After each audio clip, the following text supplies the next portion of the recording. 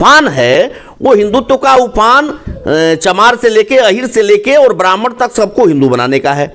लेकिन हम अगर अभी इस बात की मांग, हमारे जो पिछड़े वर्गों के नेता हैं, पिछड़े वर्गों की जो पार्टियां हैं, अगर इस बात को कहना शुरू करें कि हम अगर हिंदू हैं तो देश के आर्टिकल 340 के तहत जो मंडल कमीशन बना और मंडल कमीशन की जो सिफारिशें हैं वो 40 सिफारिशें लागू करो और उन 40 सिफारिशों को सार्वजनिक किया जाता, गांव-गांव फैलाया जाता, उसका लीफलेट बनता और उसको दिया जाता कि ये 40 सिफारिशें आपके लिए है, अगर आप हिंदू हैं तो ये सरकार लागू करे। तो आज की तारीख में इनकी घीघी बन जाती फॉरवर्डों के डर से। जो भारतीय जनता पार्टी है इस देश के अंदर जो हिंदू हिंदू चिल्ला रही है, जब उसको हम अपने एजेंडे पर लाते, अपने पीछ पर लाते तो फिर वो बेनकाब हो जाते। और जो हिंदू बनकर के जो पिछड़ी जातियां आज राम का नाम ले रही हैं, जब उनके बेटे और बेटियों के शिक्षा का सवाल आता, रोजगार का सवाल आता और उनके समझ में आता कि मंडल कमीशन के जरिए ये सारी चीजें हमको मिलने वाली हैं, तो फिर वो इनकलाब जिंदाबाद बोलते और मंडल कमीशन की मांग करने लगते, तो फिर भारतीय जनता पार्टी अपने आप हाशिए पर चली जाती। मेरी इस वक्त मुलाकात हो रही है चंद्रभूषण सिंह यादव, जिनकी किताब है मंडल कमीशन पे, जिस किताब के ज़रिए से पूरे समाज को उस कमीशन पे रिपोर्ट थी समझने के बाद जो निचोड़ तैयार किया है इसको, और क्या इस वक्त भारत के लोगों को मिला है और राजनीतिक पार्टियां क्या कर रही हैं, मैं इन तमाम मुद्दों पे बात करना चाहता हूं आपसे। कि मंडल कमीशन मेरे ख्याल में सिर्फ मात्र 2 ही उनकी रिपोर्ट पे अब तक कुछ हुआ है, बकिया जितनी सिफारिशें हैं सब बंद बॉक्स में मौजूद है और हमारे राजनेता अब तक सिर्फ वाह वाह कर रहे हैं। एक बेहद मुलाकात मेरी हो रही है। मैं उम्मीद करता हूं कि इस विशेष भेंटवार्ता के ज़रिए से पूरे भारत के लोगों के अंदर में एक चेतना पैदा होगी। जी, साधुवाद आपको और आपके चैनल को।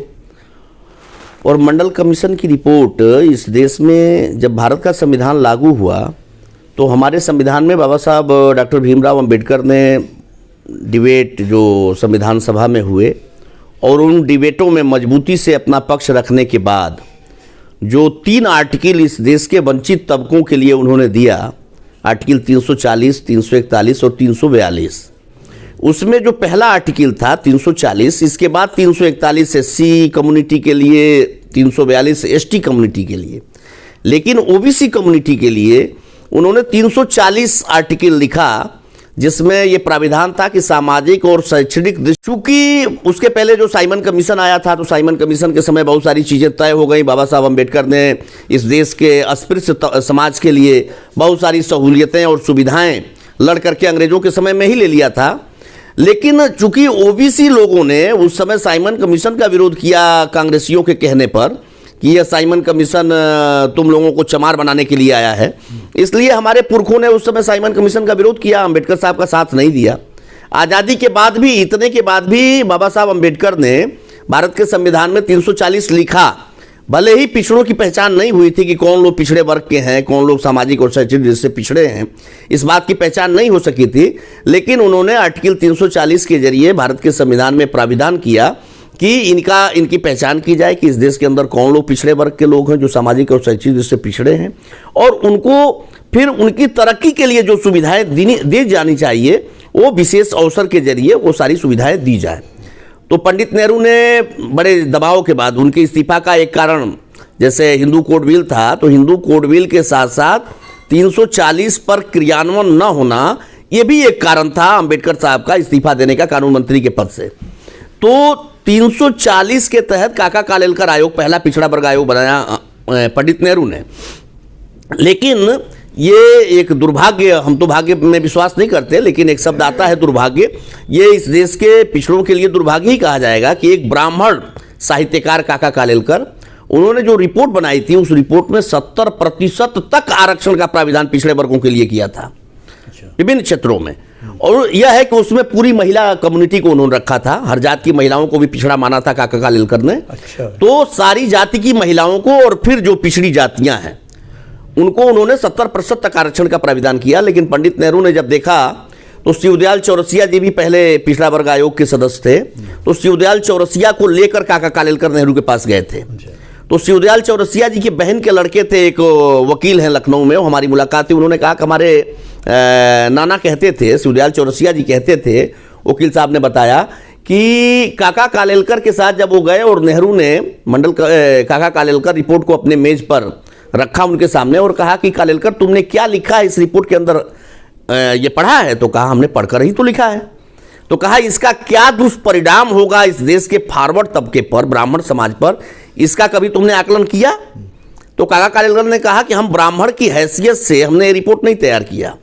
आपने संविधान के आर्टिकल 340 के तहत इस देश के वंचित तबकों के लिए क्या सहूलियतें दी जाएं, इसके लिए मुझे नियुक्त किया था और मैंने इस लिहाज से रिपोर्ट तैयार किया। उन्होंने कहा कि इस रिपोर्ट पर तुम टिप्पणी लिखो कि इससे देश के अंदर गृह युद्ध की स्थिति हो जाएगी, इसलिए इसको लागू न किया जाए। तो जिसने रिपोर्ट दिया उसी से रिपोर्ट लगवाया पंडित नेहरू ने, और काका कालेलकर आयोग की रिपोर्ट को लागू नहीं किया गया। बाद के दिनों में जब 1977 में जनता पार्टी की सरकार बनी, तो जो समाजवादी धड़े के नेता थे उस समय के, लोहिया का जो कहना था कि समाजवादियों ने बाधीघाट पिछड़े पावे 100 में 60, तो जो लोहिया के फॉलोअर लोग थे मधुलिमय से लेकर राजनारायण जी तक, इन सारे लोगों ने प्रेशर बनाया मोरारजी देसाई की सरकार के ऊपर। चूंकि मोरारजी देसाई भी ब्राह्मण थे, कांग्रेसी थे, भले ही जनता पार्टी के प्रधानमंत्री बने, तो मोरारजी देसाई के ऊपर प्रेशर बनाया काका कालेलकर रिपोर्ट को लागू किया जाए। तो उन्होंने कहा कि पुरानी हो गई है, नई कमेटी हम बनाते हैं। फिर बीपी मंडल के नेतृत्व में नई कमेटी बनी और बीपी मंडल यादव 1 जनवरी 1979 को गठित हुआ और 31 दिसंबर 1980 को उन्होंने रिपोर्ट जनता पार्टी की सरकार चले जाने के बाद अपनी दिया।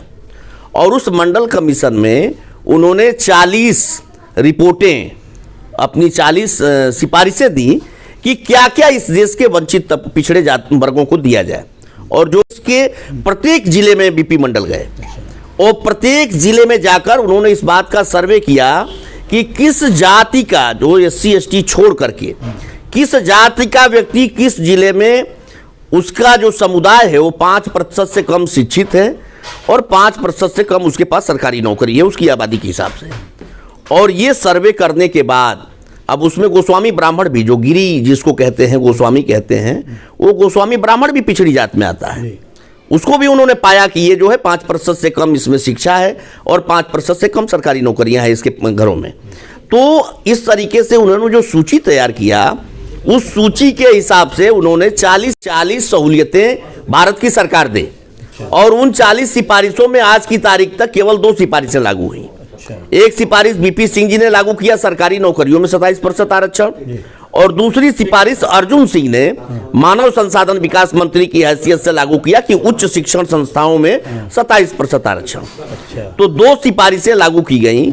उसके बाद जो 38 सिफारिशें अभी तक हैं, जैसे पदोन्नति में आरक्षण दिया जाए, ये भी सिफारिश उनकी थी, बीपी मंडल की सिफारिश थी। जातिवार जनगणना कराई जाए, प्राइवेट सेक्टर में पिछड़ी जातियों को आरक्षण दिया जाए, फिर इनके खाने का इंतजाम, इनके रहने का इंतजाम, इनके लिए पठन पाठन की सामग्री देने का इंतजाम, इनकी सारी उच्च शिक्षा MBBS से लेकर, मेडिकल से लेकर, इंजीनियरिंग से लेकर और पूरी उच्च शिक्षा मुफ्त में इनको दी जाए। इनके कोचिंग का इंतजाम किया जाए, इनके प्रशासनिक सेवाओं में जाने के लिए कोचिंग का मुफ्त इंतजाम किया जाए। मतलब इस देश की पिछड़ी जातियों को कुछ भी अगर अपने बेटे बेटियों को पढ़ाना हो और मंडल कमीशन की सिफारिशें लागू कर दिया जाए, तो आपका बेटा अगर पिछड़ी जात से आता है तो उसको मेडिकल के पढ़ने के लिए 1 रुपये नहीं देने पड़ेंगे अगर मंडल कमीशन की सिफारिश को लागू कर दिया जाए। उसको इंजीनियरिंग पढ़ने के लिए 1 रुपये नहीं देने पड़ेंगे। उसको IAS और IPS के लिए, जो दिल्ली जाकर के लोग मुखर्जी नगर में तैयारी करते हैं अपना पैसा लगाकर कमरा लेकर, उसके लिए मंडल साहब का कहना था कि इनके कोचिंग के लिए इंतजाम किया जाए, मुफ्त में इंतजाम, उनको रहने का, खाने का, पहनने का, हाँ, ये सारा इंतजाम सरकार करेगी और कोचिंग का भी इंतजाम सरकार करेगी। तो ये सारी सहूलियतें देने का प्राविधान मंडल कमीशन की रिपोर्ट में है और भारत के संविधान के आर्टिकल 340 के तहत है। ये बाध्यता है, कानूनी बाध्यता है। लेकिन उनको क्या गरज पड़ी है इस देश के पिछड़ों के लिए करने की? लेकिन जो पिछड़ों की पार्टी, या तो इनके नेता आंकड़ों से डर रहे हैं, या उन्होंने मंडल कमीशन की रिपोर्ट को पढ़ा नहीं, उनको इसकी समझ नहीं है, या उनकी ये भावना है कि हमारा समाज पढ़ लिख करके और चैतन्य ना होने पाए, अपने पैरों पर खड़ा ना होने पाए। इसलिए जो इस देश के वंचितों की पार्टियां हैं, वो वंचितों की पार्टियां भी जहां सरकार में है, मंडल कमीशन की सिफारिशों को पूरा पूरा लागू नहीं कर रही हैं। उनके नेता इस बात की मांग नहीं कर रहे हैं कि संपूर्ण मंडल कमीशन की रिपोर्ट को लागू किया जाए, अपने मैनिफेस्टो में इसको नहीं डाल रहे हैं कि हमारी सरकार अगर बनती है तो हम मंडल कमीशन की सारी सिफारिशों को लागू करेंगे। तो आज की तारीख में जो हिंदुत्व का उफान है, वो हिंदुत्व का उफान चमार से लेके, अहिर से लेके और ब्राह्मण तक सबको हिंदू बनाने का है। लेकिन हम अगर अभी इस बात की मांग, हमारे जो पिछड़े वर्गों के नेता हैं, पिछड़े वर्गों की जो पार्टियां हैं, अगर इस बात को कहना शुरू करें कि हम अगर हिंदू हैं तो देश के आर्टिकल 340 के तहत जो मंडल कमीशन बना और मंडल कमीशन की जो सिफारिशें हैं वो 40 सिफारिशें लागू करो और उन 40 सिफारिशों को सार्वजनिक किया जाता, गांव-गांव फैलाया जाता, उसका लीफलेट बनता और उसको दिया जाता कि ये 40 सिफारिशें आपके लिए है, अगर आप हिंदू हैं तो ये सरकार लागू करे। तो आज की तारीख में इनकी घीघी बन जाती फॉरवर्डों के डर से। जो भारतीय जनता पार्टी है इस देश के अंदर, जो हिंदू हिंदू चिल्ला रही है, जब उसको हम अपने एजेंडे पर लाते, अपने पीछ पर लाते, तो फिर वो बेनकाब हो जाते। और जो हिंदू बनकर के जो पिछड़ी जातियां आज राम का नाम ले रही हैं, जब उनके बेटे और बेटियों के शिक्षा का सवाल आता, रोजगार का सवाल आता और उनके समझ में आता कि मंडल कमीशन के जरिए ये सारी चीजें हमको मिलने वाली हैं, तो फिर वो इनकलाब जिंदाबाद बोलते और मंडल कमीशन की मांग करने लगते, तो फिर भारतीय जनता पार्टी अपने आप हाशिए पर चली जाती। लेकिन मैं ऐसा समझता हूं कि या तो मंडल कमीशन की समझ हमारे लोगों को नहीं है, हम मंडल कमीशन के बारे में अपने लोगों को चैतन्य नहीं कर पा रहे हैं, समझा नहीं पा रहे हैं, या हम उसको एजेंडा नहीं बनाना चाहते हैं। ये दुख की बात है। तो मैं समझता हूं कि मंडल कमीशन आज की तारीख में, और मंडल कमीशन में ही जातिवार जनगणना भी निहित है, जातिवार जनगणना अभी बिहार में हुई है, सारी चीजें सार्वजनिक हो गई हैं कि जमीन किसके पास है, हाँ, नौकरी किसके पास है। जो ये कहा जाता था कि यादव सबका लूट लिया, पता चला कि यादव से अधिक संख्या में वहां पर दूसरी पिछड़ी जातियां और चमार से अधिक दूसरी शेड्यूल कास्ट जातियां सरकारी नौकरियां पाई हैं। तो ये जो एक भ्रम एक फैलाया जा रहा है, भारतीय जनता पार्टी के द्वारा फैलाया गया कि सबसे अधिक एससी और एसटी का लाभ चमारों ने उठाया और सबसे अधिक ओबीसी का लाभ यादवों ने उठाया। आज अभी जातिवार जनगणना करा दिया जाए तो वो भी मंडल कमीशन का एक पार्ट है। जातिवार जनगणना अगर करा दिया जाए तो ये भी साफ हो जाएगा कि यादव कितना प्रतिशत है और सरकारी नौकरी में कितना प्रतिशत है। तो जो भाजपा का दुष्प्रचार है कि यादवों ने सबसे अधिक सरकारी नौकरियां ले लिया, वो बिल्कुल वो भी क्लियर हो जाता। लेकिन इन सारी चीजों को हमको एजेंडा बनाना पड़ेगा, इसको हमको जनता के बीच में, अपने समाज के बीच में ले जाना पड़ेगा, तभी जो है हम भारतीय जनता पार्टी कि इस कुशासन से जो है मुक्ति पा सकते हैं। इसलिए ये मंडल कमीशन सबसे बड़ा औजार है, सामाजिक न्याय का जो एजेंडा है वो सबसे बड़ा औजार है। और आपने देखा केवल मंडल कमीशन की एक रिपोर्ट बीपी सिंह ने लागू किया था, और जो प्रचंड राम लहर, जो आडवाणी जी ने राम रथ निकाला था, देश भर में दंगे हुए, वैसा प्रचंड राम लहर आज की तारीख में देश में नहीं है। लेकिन उस प्रचंड राम लहर को रोकने का काम मंडल कमीशन ने किया था। केवल एक सिफारिश लागू हुई थी और उस एक सिफारिश ने बीपी सिंह के उस 91 और 93 के प्रचंड राम लहर को रोक दिया था। आज तो कहीं ऐसा कुछ नहीं है, लेकिन हम अपने इशू को न समझ रहे हैं न समझा रहे हैं, ये दुर्भाग्यपूर्ण है। तो क्या इस राम लहर को रोकने के लिए मंडल कमीशन का 38 जो है सिफारिश, इसे ही लाना चाहिए, इस पे आना चाहिए तमाम राजनीतिक पार्टियों को जो बैकवर्ड पार्टियां हैं? बिल्कुल, इससे शानदार कोई इशू नहीं है। और ये केवल इशू नहीं कि हम जिस तरीके से भारतीय जनता पार्टी कह रही है हाँ कि हमने राम मंदिर बना दिया, तो राम मंदिर से किसी का कल्याण नहीं होना है, लेकिन मंडल कमीशन से इस देश के 60% आबादी का कल्याण होना है। 60% आबादी शिक्षा से जुड़ेगी, रोजगार से जुड़ेगी, उनके अंदर चेतना आएगी। तो इसलिए मंडल कमीशन की बात करना, इस देश के हजारों बरस से जो सताए गए लोग हैं, जो पछाड़े गए लोग हैं, उन लोगों को तरक्की दिलाना है, ये मंडल कमीशन है। क्या ये समझ अखिलेश यादव में नहीं है? अब अखिलेश जी अगर इसको एजेंडा नहीं बनाते हैं तो मैं क्या कह सकता हूँ। वो अखिलेश यादव के प्रति इस प्रदेश का और इस देश का पिछड़ा वर्ग देख रहा है, और वो पीडीए की बात भी कर रहे हैं, पिछड़ा दलित अल्पसंख्यक की बात भी कर रहे हैं। तो पिछड़ा दलित के लिए तो ऑलरेडी सारी चीजें हैं, बस उन्हें हम मजबूती से लागू करने की बात करें। और पिछड़ा और अल्पसंख्यक की जो बात कर रहे हैं अखिलेश यादव जी, तो पिछड़ा का मतलब हिंदू का जो पिछड़ा है वो पिछड़ा है, और अल्पसंख्यक में केवल शेख, सैयद, पठान 3 वर्गों को निकाल दिया जाए तो संपूर्ण अल्पसंख्यक पिछड़ा है। तो जो 85% अल्पसंख्यक है वो भी पिछड़ा है। तो हमारा जो वो पीडीए की बात कर रहे हैं, वो पीडीओ का फार्मूला मंडल की बात करने पर ही पीडीए का फार्मूला पूरा पूरा लागू हो जाता है। तो इसलिए उनको मैं समझता हूं कि मंडल कमीशन पर उनको बात करनी चाहिए, और मंडल कमीशन की जो 40 सिफारिशें हैं, उन 40 सिफारिशों को छपवा करके और भारत सरकार और भारत के राष्ट्रपति को भेज करके और ये मांग करना चाहिए मजबूती से समाजवादी पार्टी को कि मंडल कमीशन की संपूर्ण सिफारिशें लागू की जाएं। देखा आपने, यकीनन हमारे राजनेता भी मंडल कमीशन को समझ नहीं पाए हैं, और ज़मीनी स्तर से एक बहुत अच्छी और शानदार बात निकल कर आई है कि जो आज उस राम लहर को मंडल कमीशन की सिफारिश ने, बड़ा राम लहर था, रोक दिया था, आज एक सामाजिक चेतना पहुंचाने वाले किसी मेरी बात हो रही है। और इनके ज़रिए जिस बात को लाया गया है, मेकिंग के साथ कहना चाहता हूं कि हमारे जो पिछड़े जात के आगे ले जाना चाहते हैं, मंडल कमीशन की सिफारिशों को लेकर के आगे बढ़ें, देश भी तरक्की करेगा और समाज में एक न्याय पैदा होगा।